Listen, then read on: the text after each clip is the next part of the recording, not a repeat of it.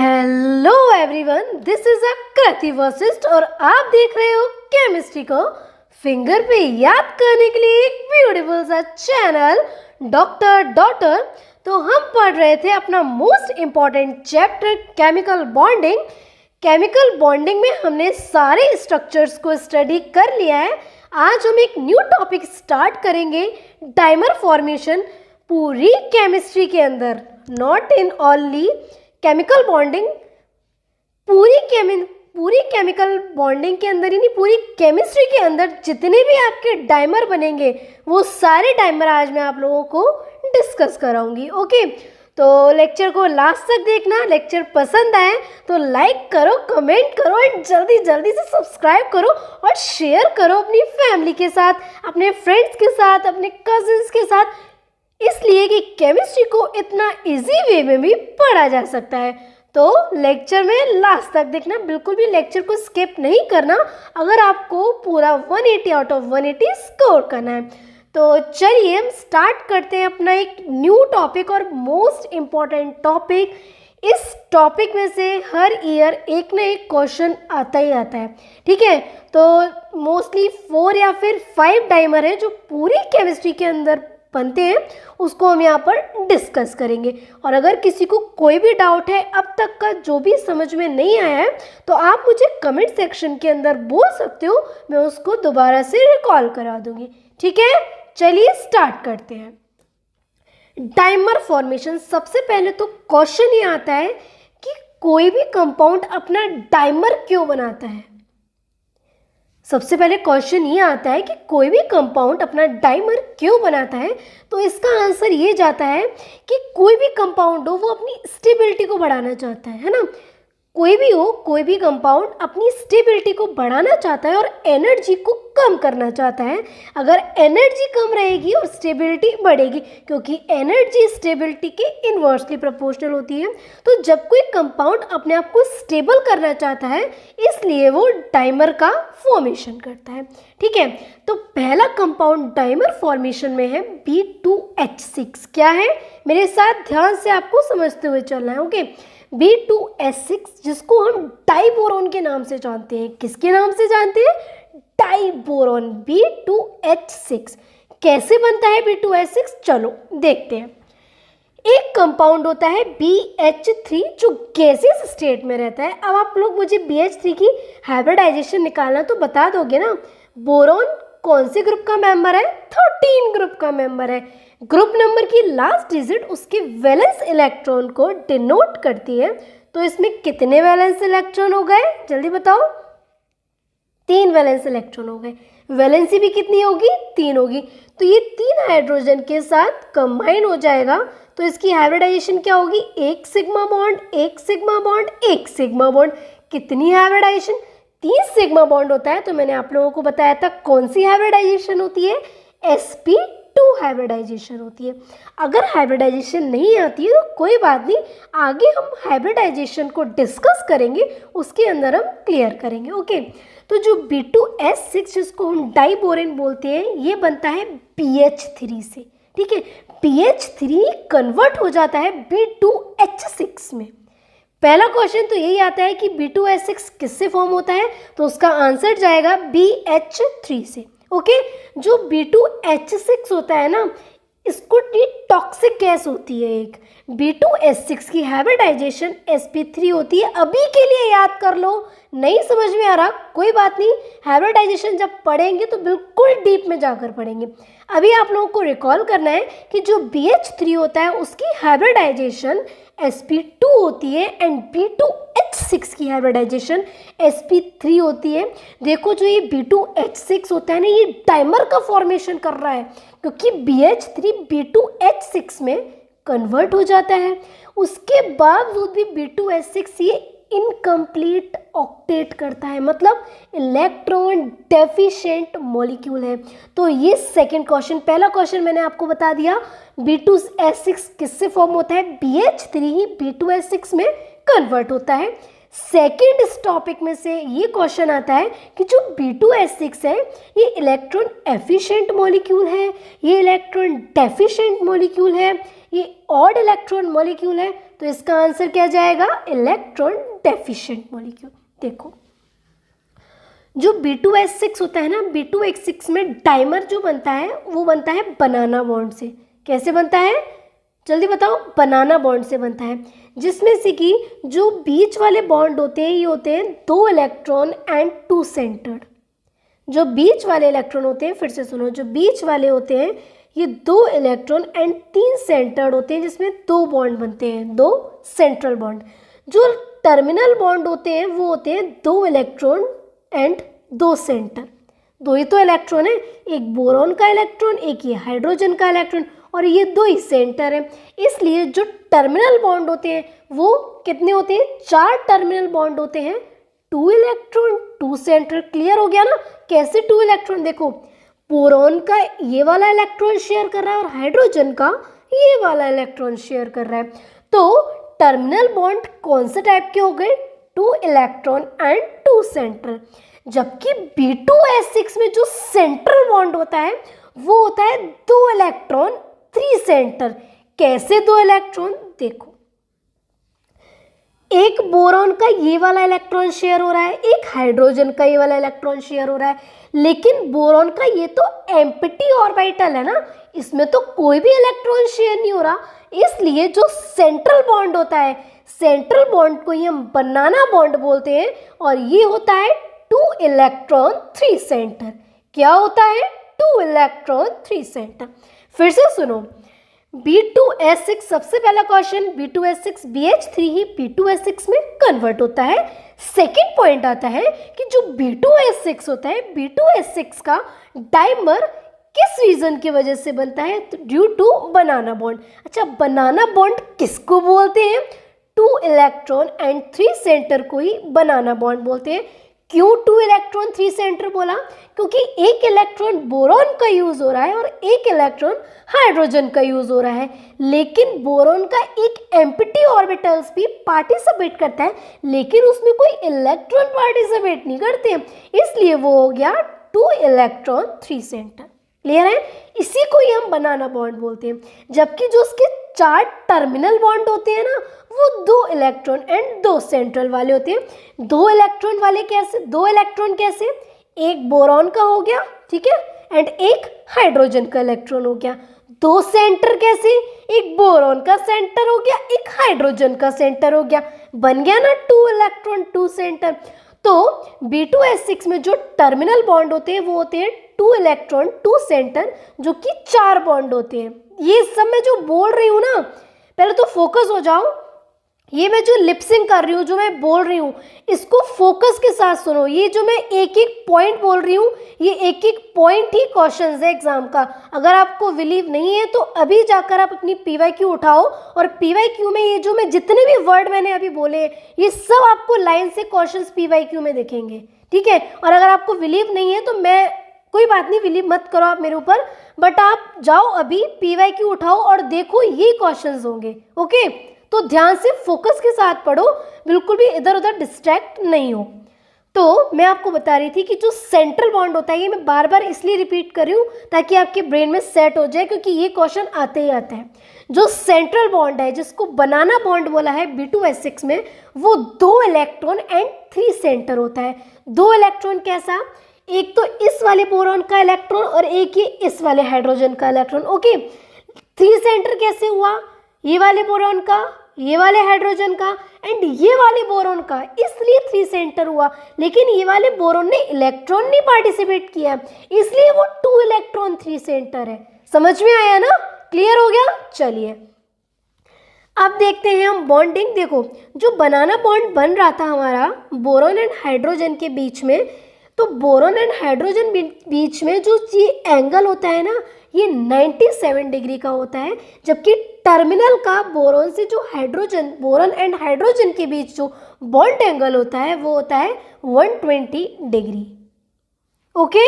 Bond angle क्या होता है सब पढ़ेंगे, नहीं आता कोई बात नहीं, ठीक है।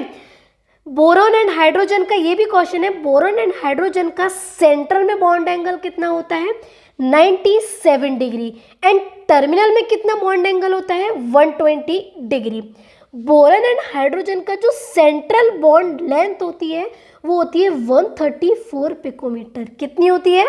134 पिकोमीटर।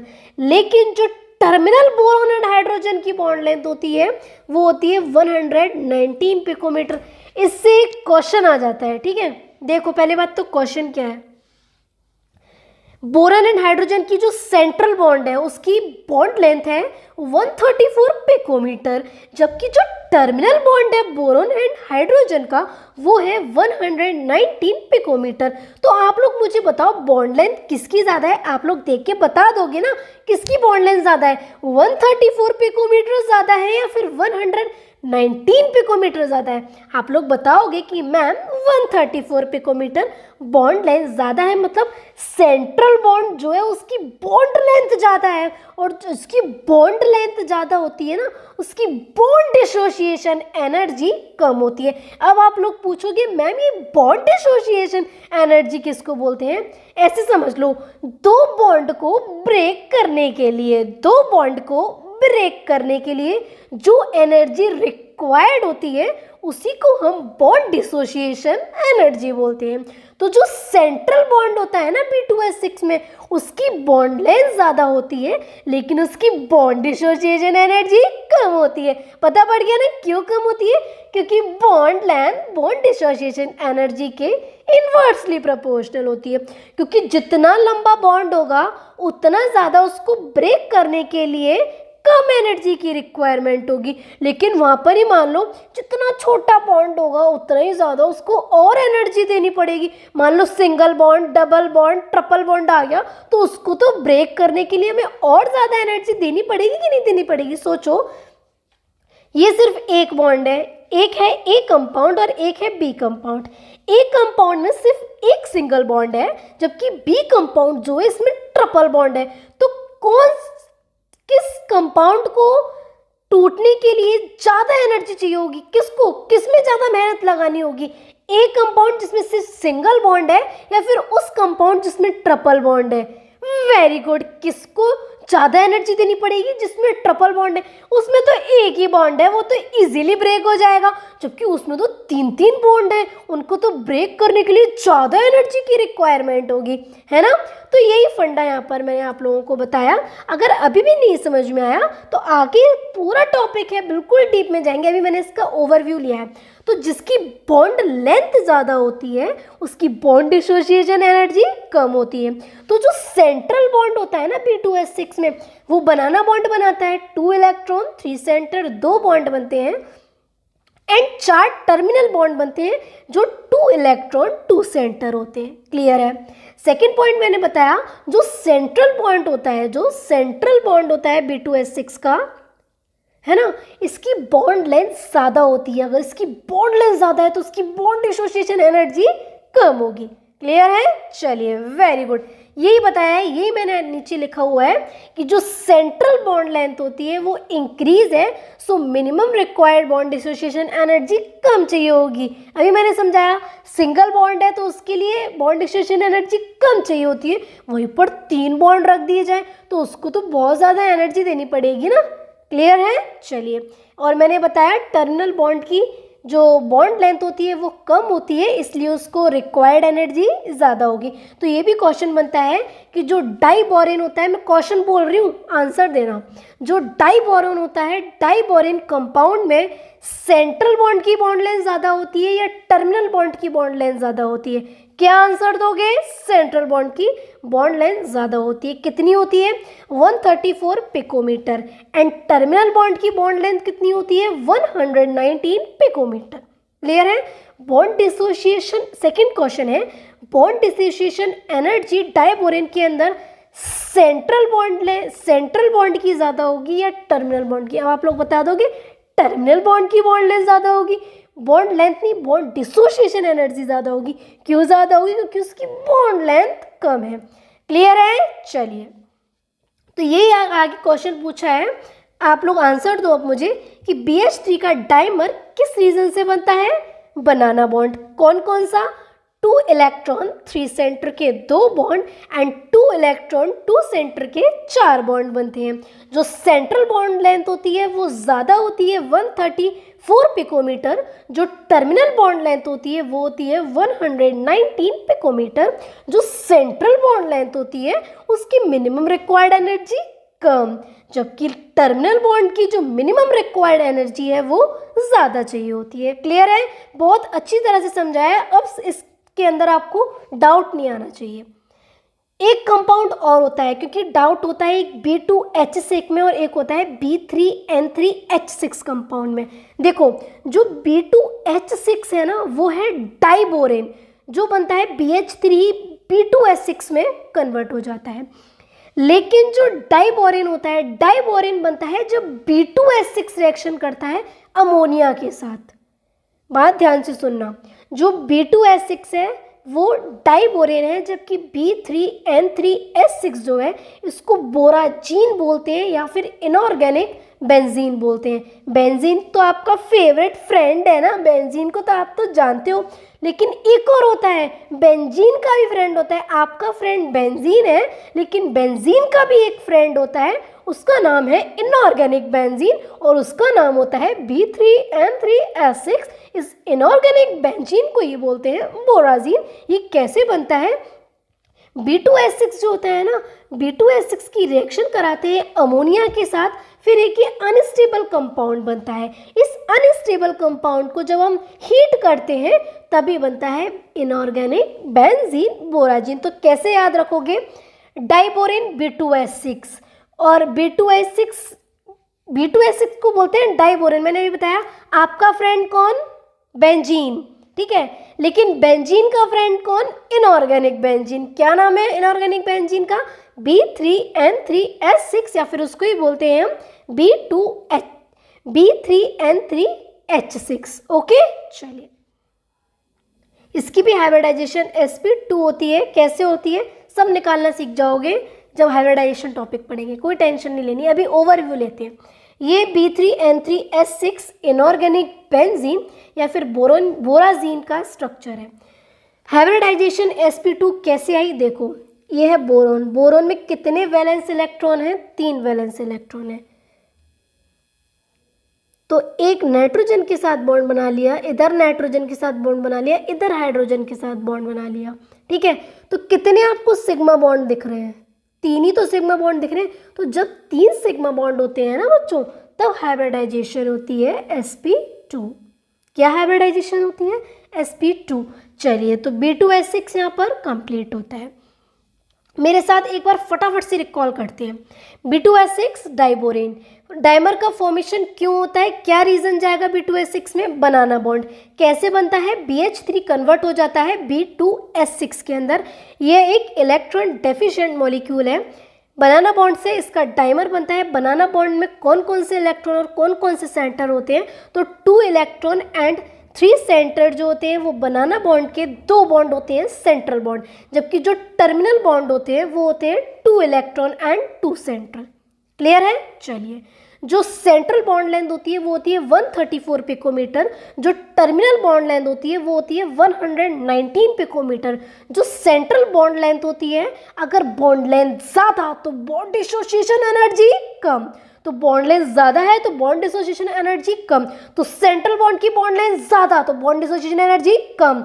बॉन्ड लेंथ ज़्यादा, बॉन्ड डिसोसिएशन एनर्जी कम। ऐसे याद रखना है, ठीक है। बाकी फिर मैंने एक और कंपाउंड बताया B3N3H6 बोराजीन या फिर इनऑर्गेनिक बेंजीन बोलते हैं। कैसे बनता है? जब B2H6 की रिएक्शन हम अमोनिया के साथ कराते हैं तो एक अनस्टेबल कंपाउंड बनता है, और उस अनस्टेबल कंपाउंड को जब हम हीट करते हैं तो उससे बनता है B3N3H6 इनऑर्गेनिक बेंजीन या फिर बोराजीन। किसी को डाउट है B2H6 के डाइमर हैं? डाइमर में अगर किसी को भी डाउट है तो मुझसे पूछ सकता है। 1 मिनट दे रही हूँ, फटाफट से रिकॉल करो अभी आप लोग, और जाकर इसके क्वेश्चन करने आज ही कंप्लीट करने डाइमर के। और अगर आपको डाइमर में डाउट भी आता है किसी भी क्वेश्चन में तो आप लोग मुझे कल क्लियर कर लेना। ओके, कल आपकी क्लास होगी और संडे को आपकी cell the unit of life का 1 शॉट वीडियो आएगा। ओके, चलिए, डाउट है किसी को? मैं आगे बढ़ूँ?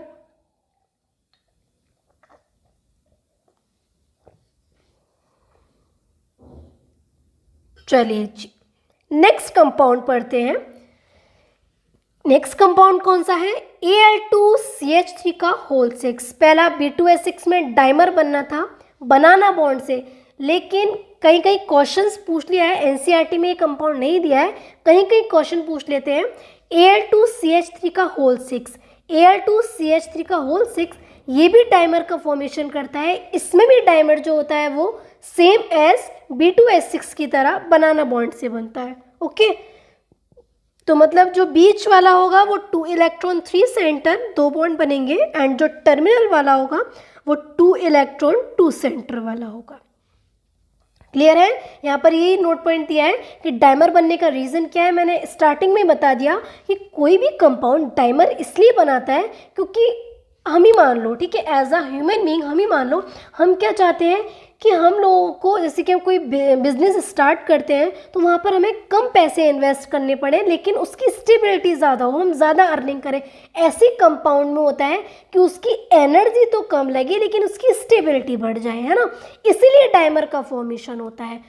ओके, तो 2 कंपाउंड डाइमर में कंप्लीट हो गए। पहला B2S6, जिसमें वैसे मोस्ट प्रोबेबल यही पूछता है कि डाइमर किस रीजन से बनता है, तो अगर B2S6 आ गया तो भी बनाना बॉन्ड, और अगर Al2CH3 का होल 6 आ गया तो भी क्या आंसर जाएगा? Banana bond.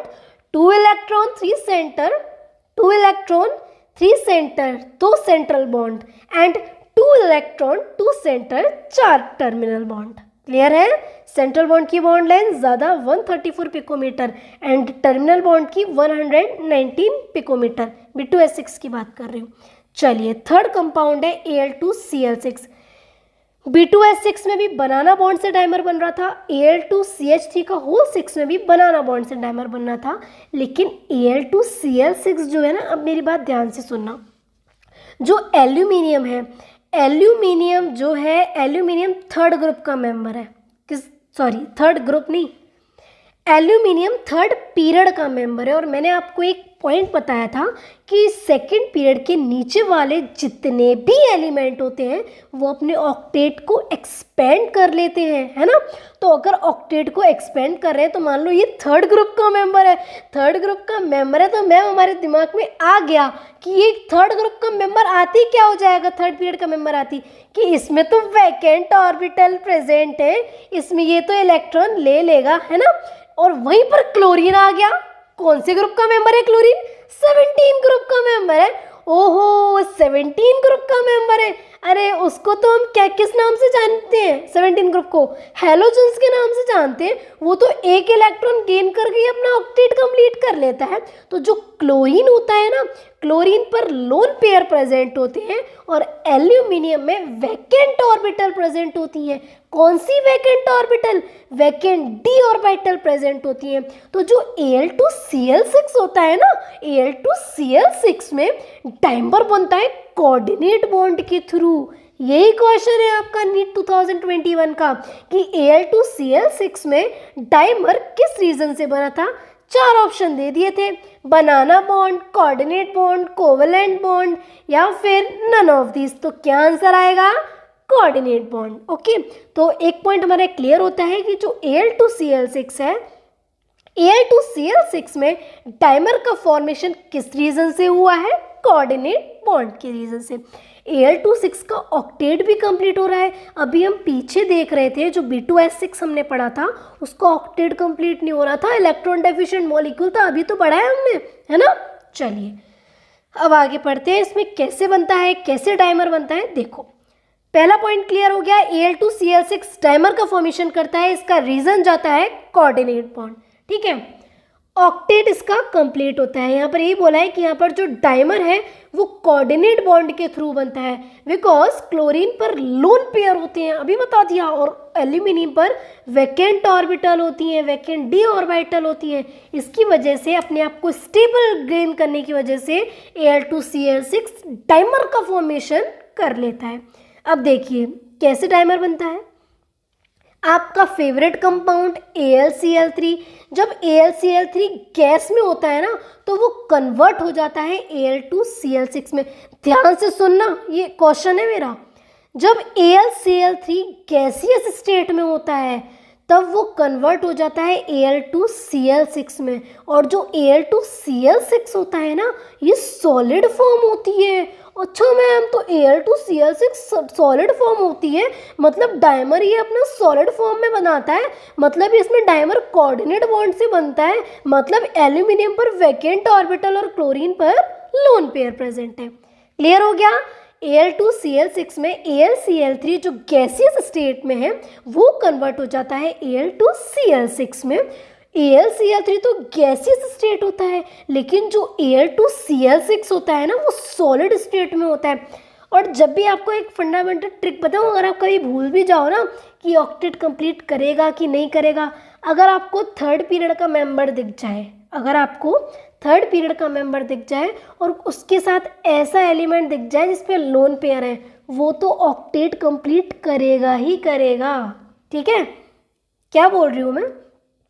अगर आपको कोई ऐसा कंपाउंड दे दे जिसमें वो थर्ड पीरियड का एलिमेंट दिखाई दे आपको, और 17 ग्रुप नहीं, जिसमें भी लोन पेयर आपको दिख जाए, वो ऑक्टेट कंप्लीट करेगा ही करेगा। ठीक है, चलिए, तो इसका डाइमर जो बनता है कोऑर्डिनेट बॉन्ड के थ्रू बनता है, ये इसका स्ट्रक्चर है। एल्यूमिनियम पर वैकेंट ऑर्बिटल है, ठीक है, तो ये वाला क्लोरीन इस एल्यूमिनियम को दे देगा लोन पेयर, और ऐसे ही इस वाले एल्यूमिनियम के अंदर वैकेंट डी ऑर्बिटल है, तो ये वाला क्लोरीन इसको कोऑर्डिनेट बॉन्ड के थ्रू दे देगा ताकि स्टेबल हो जाए। क्लियर है? तो हमने 3 अपने पढ़ लिए हैं डाइमर, टोटल 5 डाइमर हम लोगों को पढ़ने हैं। ठीक है, 3 डाइमर हमने कौन कौन से पढ़े, फटाफट से रिकॉल करते हैं ताकि हमारा जो कंटेंट है हमारे फिंगर पे याद हो जाए क्लास के अंदर ही। पहला हमने पढ़ा B2S6 किस रीजन से बना था, बनाना बॉन्ड से बना था ma'am. Second, B2S6 electron efficient, मैं क्वेश्चन पूछूंगी आप लोग मुझे आंसर दोगे, B2S6 इलेक्ट्रॉन एफिशिएंट मॉलिक्यूल है या फिर इलेक्ट्रॉन डेफिशिएंट मॉलिक्यूल है? मैम इलेक्ट्रॉन डेफिशिएंट मॉलिक्यूल है। अच्छा बच्चों बताओ तो B2S6 में बनाना बॉन्ड कौन सा होता है, मुझे पता नहीं है, आप लोग बताओ मुझे कौन सा होता है? 2 इलेक्ट्रॉन 3 सेंटर, 2 बॉन्ड होते हैं सेंट्रल, मैम उसी को ही तो बनाना बॉन्ड बोलते हैं। जबकि 4 जो टर्मिनल बॉन्ड थे, मैं भूल गई हूँ, आप लोग मुझे बताओगे कौन से थे वो? वेरी गुड, 2 इलेक्ट्रॉन 2 सेंटर वाले थे। उसके बाद मैंने एक कंपाउंड की रिएक्शन बताई थी B3N3S6 कैसे बनता था, डाइबोरेन की रिएक्शन अमोनिया के साथ कराई थी, तब एक अनस्टेबल कंपाउंड बना था, और उस जब अनस्टेबल कंपाउंड को जब हमने हीट करा था तब क्या बना था? इनऑर्गेनिक बेंजीन, बेंजीन का फ्रेंड इनऑर्गेनिक बेंजीन, या फिर इसको ही बोराजीन बोलते हैं। सेकेंड हमने कंपाउंड पढ़ा Al2CH3 का होल 6, मैम इसमें भी बनाना बॉन्ड से डाइमर बनता है। थर्ड हमने कंपाउंड पढ़ा Al2Cl6, इसका ऑक्टेट तो कंप्लीट होता है, और Al2Cl6 का ऑक्टेट कंप्लीट है। ऑक्टेट कंप्लीट है, दिमाग में आते ही आना चाहिए, कोऑर्डिनेट बॉन्ड से बनेगा डाइमर। किस बॉन्ड, क्या रीजन आएगा इसमें डाइमर बनाने का?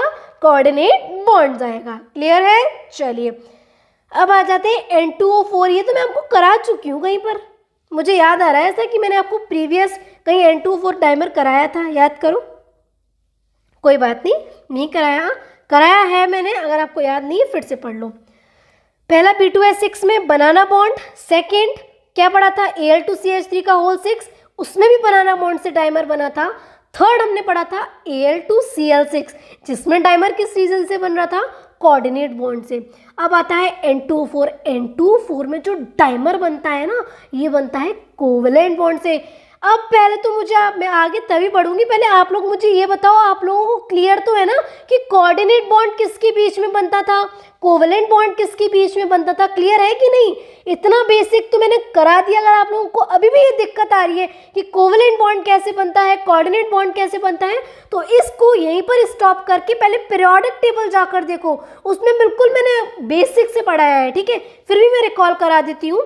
कोवेलेंट बॉन्ड बनता है नॉन मेटल और नॉन मेटल एटम के बीच में, जबकि कोऑर्डिनेट बॉन्ड जो बनता है वो मेटल और नॉन मेटल के बीच में भी बन जाता है, और नॉन मेटल और नॉन मेटल के बीच में भी बन जाता है, मतलब वो दोनों में बन जाता है कोऑर्डिनेट बॉन्ड। जबकि जो कोवेलेंट बॉन्ड होता है ना, वो सिर्फ नॉन मेटल और नॉन मेटल के बीच में बनता है।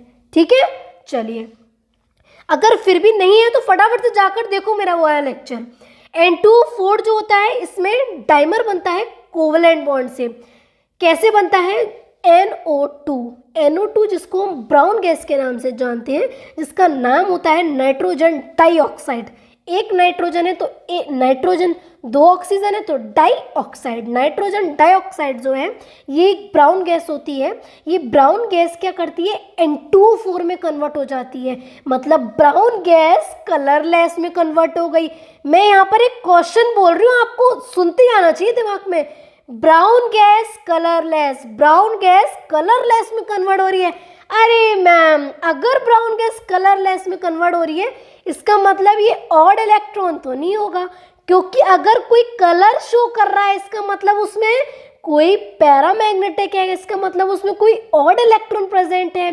तो जो N2O4 है उसमें कोई भी ऑड इलेक्ट्रॉन प्रेजेंट नहीं होता, जबकि जो NO2 होता है उसमें ऑड इलेक्ट्रॉन प्रेजेंट है, तभी तो वो कलर शो कर रहा है, तभी तो NO2 ब्राउन गैस है ना। जबकि जो N2O4 है, अरे मैम वो तो कलरलेस ही हो गई, वो क्या कलर शो करेगी। इसका मतलब कलरलेस है तो पैरामैग्नेटिक होगी कि डायमैग्नेटिक होगी, बताओ जल्दी। डायमैग्नेटिक होगी, वेरी गुड, ठीक है। तो जो NO2 है वो ब्राउन गैस है, एंड NO2 किस में कन्वर्ट हो रही है, N2O4 में कन्वर्ट हो रही है मैम। और N2O4 कलरलेस है, ये डायमैग्नेटिक कंपाउंड है, क्लियर है। पैरामैग्नेटिक और डायमैग्नेटिक भी मैंने आपको बताया है क्या होता है, नहीं देखा क्लास जाकर देखो फटाफट से। ये NO2 की स्ट्रक्चर है जिसकी हाइब्रिडाइजेशन sp2 होती है। N2O4 जो डाइमर बनाने के बावजूद भी उसकी हाइब्रिडाइजेशन sp2 ही रहती है, क्लियर है। तो B2S6 में बनाना बॉन्ड से बनता था, Al2CH3 का होल 6 में भी बनाना बॉन्ड से बनता था। Al2Cl6 में जो डाइमर बनना था वो कोऑर्डिनेट बॉन्ड से बनता था, जबकि जो N2O4 है उसमें डाइमर किस रीजन से बनता था, कोवैलेंट बॉन्ड से बनता था मैम। चलिए 5th लास्ट डाइमर है कार्बोक्सिलिक एसिड का। ये क्वेश्चंस तो न जाने कितनी बार पूछा गया है कि जो कार्बोक्सिलिक एसिड होता है, कार्बोक्सिलिक एसिड को जब हम नॉन पोलर मीडियम में डालते हैं तो उसका मॉलिक्यूलर वेट ट्वाइस हो जाता है। क्यों ट्वाइस होता है, अरे मैम वो डाइमर का फॉर्मेशन कर लेता है। अच्छा, डाइमर किस रीजन से बनता है, ये क्वेश्चन आया हुआ है। इंटरमोलिकुलर हाइड्रोजन बॉन्डिंग, किसके बीच में बनता है, इंटरमोलिकुलर हाइड्रोजन बॉन्डिंग। अब आप लोग बोलोगे मैम ये इंटरमोलिकुलर हाइड्रोजन बॉन्डिंग क्या है। पहली बात तो देखो, हाइड्रोजन बॉन्ड कब बनता है, हाइड्रोजन बॉन्डिंग कब होती है, जब फोन क्या, फ्लोरीन ऑक्सीजन एंड नाइट्रोजन के साथ जब डायरेक्टली हाइड्रोजन अटैच होता है। फोन क्या, फ्लोरीन ऑक्सीजन एंड नाइट्रोजन के साथ जब डायरेक्टली हाइड्रोजन अटैच होता है तब बनता है हाइड्रोजन बॉन्ड। अगर मान लो एक ही कंपाउंड है, एक ही कंपाउंड के अंदर अगर हाइड्रोजन बॉन्डिंग हो रही है तो उसको बोलेंगे इंट्रामोलिकुलर हाइड्रोजन बॉन्डिंग। क्या बोलेंगे, इंट्रामोलिकुलर हाइड्रोजन बॉन्डिंग। लेकिन अगर दो कंपाउंड ले लिए हैं, दो कंपाउंड के बीच में हाइड्रोजन बॉन्डिंग हो रही है, दो कंपाउंड के बीच में हाइड्रोजन बॉन्डिंग हो रही है तो उसको बोलेंगे इंटरमोलिकुलर हाइड्रोजन बॉन्डिंग। फिर से सुनो, अगर एक ही कंपाउंड के अंदर हाइड्रोजन बॉन्डिंग हो रही है तो उसको बोलेंगे इंट्रामोलिकुलर हाइड्रोजन बॉन्डिंग। लेकिन अगर दो कंपाउंड के बीच में हाइड्रोजन बॉन्डिंग हो रही है तो उसको बोलेंगे इंटरमोलिकुलर हाइड्रोजन बॉन्डिंग। तो जो ये कार्बोक्सिलिक एसिड जो होता है ना, ये नॉन पोलर मीडियम में अपना डाइमर का फॉर्मेशन करता है due to intermolecular hydrogen bonding, जिसकी वजह से इसका नॉन पोलर मीडियम में मॉलिक्यूलर वेट डबल हो जाता है। क्लियर है। चलिए, ये बहुत इंपॉर्टेंट क्वेश्चन है तो इस पे स्टार बना लेते हैं, ठीक है, स्टार बना लो क्योंकि बहुत मोस्ट इंपॉर्टेंट क्वेश्चन है। ये याद रहेगा कि मैम ने इतने सारे स्टार बनाए, इसका मतलब ये मोस्ट इंपॉर्टेंट है, ठीक है। तो ये हमारा यहाँ कंप्लीट होता है, ठीक है। अब एक छोटा सा रह गया है, इसको भी आज कंप्लीट कर लेते हैं, फिर ख़त्म करते हैं क्लास अपनी। देखो, डाइमर तो मोस्टली 5 हमने पढ़े उसी में होते हैं, लेकिन एक और है BeCl2। ये क्वेश्चन आया हुआ है आपका नीट में, पहले लिख देती हूँ मैं, तो इसको कोई हल्के में नहीं समझना कि मैम ऐसी आउट ऑफ सिलेबस पढ़ा रही है।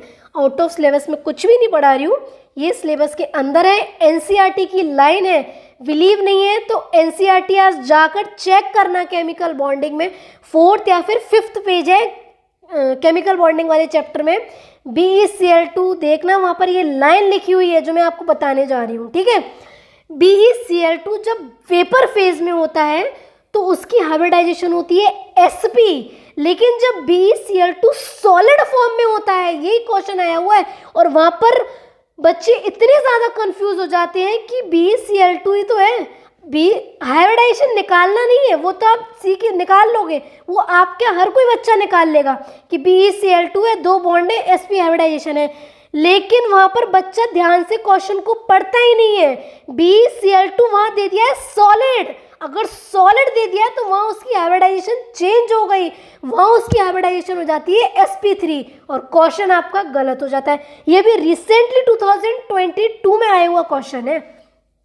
अगर BeCl2 वेपर बोला है, वो लिख कर देगा आपको, BeCl2 अगर वेपर बोला है तो उसकी हाइब्रिडाइजेशन sp होगी, लेकिन वहीं पर उसने BeCl2 आपको सॉलिड फॉर्म में दे दिया तो उसकी हाइब्रिडाइजेशन sp3 हो जाएगी। याद रखना इस बात को, ठीक है, क्योंकि ये अपना डाइमर बना लेता है, बहुत सारे BeCl2 जुड़ जाते हैं आपस में, पॉलीमर के फॉर्म में एग्जिस्ट कर लेता है, इसलिए सॉलिड स्टेट में BeCl2 की हाइब्रिडाइजेशन sp3 हो जाती है। क्लियर है? ये बहुत इंपॉर्टेंट टॉपिक है, बहुत बहुत बहुत बहुत ज्यादा इंपॉर्टेंट। फिर से सुन लो, BeCl2 जब गैसियस स्टेट में होगा तब उसकी हाइब्रिडाइजेशन sp होगी, लेकिन जब वो सॉलिड स्टेट में होगा ना तो उसकी हाइब्रिडाइजेशन sp3 होगी। ध्यान रखना, इसको लगा लो, बहुत सारे स्टार लगा लो इसके ऊपर, ताकि जब भी आप नोट्स रिवाइज करो तो देखते इस पे नजर जानी चाहिए। अभी बनाओ स्टार, और नोट्स साथ के साथ बनाते हुए चल रहे हैं आप लोगों को, अभी स्टार लगाओ इसमें फटाफट से। यहाँ पर आपके डाइमर वाला टॉपिक कंप्लीट होता है, कल हम पढ़ेंगे फॉर्मल चार्ज। ओके, तो एक बार फटाफट से 2 मिनट्स के अंदर क्विक रिवाइज करें, उसके बाद क्लास को क्लोज करेंगे, ठीक है। चलिए, डाइमर फॉर्मेशन पहला पढ़ा B2S6 किससे, अब तो आप बता दोगे, अब तो मैंने इतना बात रिकॉल करा दिया, अब तो आप बस को आपको क्या करना है, नोट्स बनाना है प्रॉपर, फटाफट से 10 मिनट्स के अंदर नोट्स को रिवाइज करना है, और जाते ही आपको PYQ जितने भी आपको बुक मिले, किसी के भी मॉड्यूल मिले, फटाफट से मॉड्यूल को लगा लेना है, कोई भी क्वेश्चन नहीं बचेगा डाइमर का। B2S6 में जो डाइमर बनता है वो बनता है बनाना बॉन्ड की वजह से, जिसमें BH3 B2S6 में कन्वर्ट हो जाता था। ओके, जल्दी जल्दी रिकॉल करूंगी मैं, क्योंकि मैंने रिवाइज करा दिया, ज़्यादा टाइम नहीं करेंगे हम वेस्ट। B2S6 में जो सेंट्रल बॉन्ड होता है वो होता है 2 इलेक्ट्रॉन 3 सेंटर, जबकि जो 4 टर्मिनल बॉन्ड होते हैं वो होते हैं 2 इलेक्ट्रॉन 2 सेंट्रल वाले। जो सेंट्रल बॉन्ड लेंथ होती है उसकी ज़्यादा होती है, कितनी होती है 134 पिकोमीटर, जबकि जो टर्मिनल बॉन्ड होती है उसकी बॉन्ड लेंथ कितनी होती है, जल्दी जल्दी बता दो, 119 पिकोमीटर। सेंट्रल बॉन्ड की बॉन्ड लेंथ ज़्यादा है, जिसकी बॉन्ड लेंथ ज़्यादा है उसकी बॉन्ड डिसोसिएशन एनर्जी कम, क्योंकि bond length bond dissociation energy के इनवर्सली प्रोपोर्शनल होती है, अभी तो बताया। तो सेंट्रल बॉन्ड लेंथ ज्यादा है तो उसकी बॉन्ड डिसोसिएशन एनर्जी कम हो गई, क्लियर है। जबकि टर्मिनल बॉन्ड की बॉन्ड लेंथ कम है तो इसकी बॉन्ड डिसोसिएशन एनर्जी ज्यादा हो जाएगी। फिर मैंने आपको बताया कि इनऑर्गेनिक बेंजीन कैसे बनता है, B2S6 की रिएक्शन कराई थी अमोनिया के साथ, उससे बन गया था।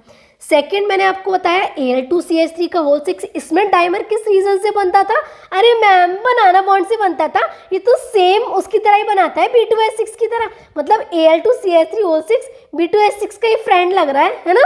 चलिए, थर्ड हमने पढ़ा Al2Cl6, किस रीजन से इसमें डाइमर बन रहा था, किस रीजन से बन रहा था, कोऑर्डिनेट बॉन्ड से। क्यों कोऑर्डिनेट बॉन्ड बन रहा था, क्योंकि एल्यूमिनियम पर वैकेंट ऑर्बिटल है और क्लोरीन पर लोन पेयर है, इसलिए इसमें कोऑर्डिनेट बॉन्ड के थ्रू डाइमर बन रहा था, है ना, जिसमें AlCl3 Al2Cl6 में कन्वर्ट हो जाता है। AlCl3 की हाइब्रिडाइजेशन sp2 होती है, जबकि Al2Cl6 की sp3 हाइब्रिडाइजेशन होती है। उसके बाद हमने लास्ट पढ़ा कार्बोक्सिलिक एसिड जो होता है वो नॉन पोलर मीडियम में, carboxylic acid non polar medium में इंटरमोलिकुलर हाइड्रोजन बॉन्ड बनाता है, डाइमर बनाता है, तभी उसका मोलिकुलर वेट ट्वाइस हो जाता है। ये भी बहुत इंपॉर्टेंट है, इसमें भी स्टार बना लो। एंड लास्ट में सबसे इंपॉर्टेंट बताया कि जब BeCl2, ध्यान से सुनो, जब BeCl2 वेपर फेज में होगा तब उसकी हाइब्रिडाइजेशन sp होगी, लेकिन जैसे ही BeCl2 सॉलिड फॉर्म में आ जाएगा वैसे ही वो पॉलीमर के फॉर्म में एग्जिस्ट करेगा, और पॉलीमर के फॉर्म में एग्जिस्ट करती है उसकी हाइब्रिडाइजेशन sp3 हो जाएगी। अगर हाइब्रिडाइजेशन निकालने में दिक्कत आ रही है तो कोई टेंशन नहीं लेनी है, और आप लोगों को वैसे हाइब्रिडाइजेशन निकालना आता होगा, अगर नहीं आता है तो आगे हाइब्रिडाइजेशन को बिल्कुल ग्राउंड लेवल से उठाकर लेकर आऊँगी मैं, बिल्कुल ग्राउंड लेवल से उठाकर बिल्कुल ऊपर बिल्डिंग तक लेके जाऊँगी, ठीक है। तो बिल्कुल भी टेंशन नहीं लेनी है, फोकस के साथ लेक्चर देखना है, ठीक है। कुछ भी इंपॉर्टेंट नहीं है, बस फोकस के साथ आप लोग जो मैं बोलती हूँ, जो मैं आपको समझाती हूँ, उस पर फोकस करना है कि मैं क्या बोल रही हूँ, क्या समझा रही हूँ, वही आपके एग्जाम में क्वेश्चंस होते हैं, ठीक है। तो किसी को कोई भी डाउट है तो मुझसे पूछ सकता है, मैं उसको फिर से रिकॉल करा दूंगी, ठीक है। तो अब जाना फटाफट के अंदर 20 मिनट्स के अंदर मैंने जो पढ़ाया उसको रिवाइज करो, और जाते ही इसके कम से कम 50 क्वेश्चंस पीवाईक्यू करो, और पीवाईक्यू में कोई भी डाउट आता है तो आप मुझसे कल ज़रूर पूछोगे। कल मैं डाइमर के और अपनी तरफ से क्वेश्चंस लेकर आऊँगी, ठीक है। तो रिवाइज ज़रूर करके आना कल। तो चलिए आज की क्लास यहीं तक ही रखते हैं, और लेक्चर को पूरा देखा करो, बिल्कुल भी स्किप नहीं किया करो अगर केमिस्ट्री को ढंग से पढ़ना है, ठीक है। अब मैं केमिकल बॉन्डिंग को एक वन शॉट के अंदर कंप्लीट भी करा सकती हूँ, लेकिन उससे आपको कोई प्रॉफिट नहीं होगा। आपको प्रॉफिट तभी होगा जब आपने हर एक टॉपिक को, क्योंकि टॉपिक को ऊपर ऊपर से देख लोगे, ये कोई बायो नहीं है कि याद कर लो हो जाएगा, नहीं, केमिस्ट्री है, इसको हर एक टॉपिक को बिल्कुल कॉन्सेप्ट पढ़ना होता है, कॉन्सेप्चुअल पढ़ना होता है। तो हर एक पॉइंट को बिल्कुल क्लियर कट होना चाहिए, ठीक है, तभी आप क्वेश्चन टैकल कर पाओगे। क्योंकि क्या पता एग्जामिनर कैसा क्वेश्चन बना कर देते। अब मैंने डाइमर बनाया, मान लो मैंने B2H6 समझाया, अब वो B2H6 का मान लो आपको कुछ भी नहीं पूछता, आपको B3N3H6 दे देता कि मान लो B3N3H6 में किससे रिएक्शन होती है कि B3N3H6 बनता है, तो कैसे बताओगे। तो मैंने बताया ना पूरा B2H6 की रिएक्शन होती है अमोनिया से। तो यही है कि पूरा कॉन्सेप्ट क्लियर होना चाहिए कि जो हम टॉपिक पढ़ रहे हैं, जो भी हम टॉपिक पढ़ रहे हैं उसमें से कोई भी पॉइंट नहीं बचना चाहिए। तो पढ़ते रहो, मेहनत करते रहो, कीप वर्किंग, कीप हसलिंग। जय हिंद, जय भारत। और हाँ, सब्सक्राइब करना बिल्कुल भी भूलना, और जल्दी जल्दी से शेयर करो अपने फ्रेंड्स के साथ, अपनी फैमिली के साथ। केमिस्ट्री को इतना इजी वे में, इतना कॉन्सेप्चुअल भी पढ़ा जा सकता है। Okay, bye bye.